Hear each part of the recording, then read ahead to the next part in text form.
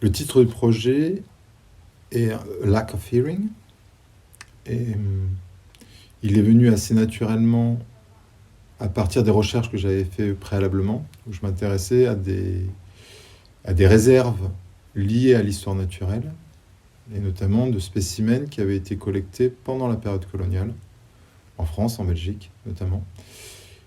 Et parallèlement à ce travail photographique dans les réserves, je réalisais des images dans des espaces dits naturels,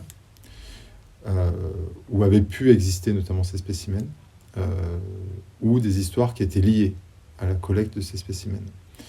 Ce qui m'intéressait, c'était évidemment une question de représentation de l'autre, mais également une représentation de cette altérité extrême, on pourrait dire la nature, qui serait justement en opposition à la question de culture, et de voir voilà, ce qui allait se jouer à ce moment-là.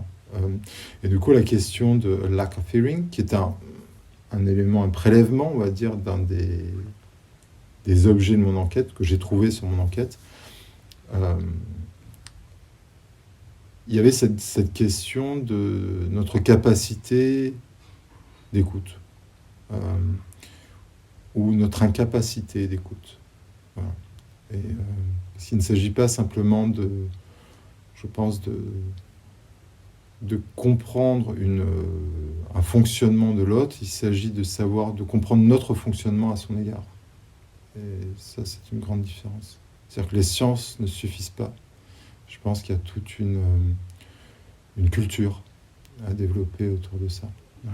Et je pense que la Nouvelle-Zélande, à ce propos, est particulièrement intéressante puisqu'elle est construite à travers des cultures différentes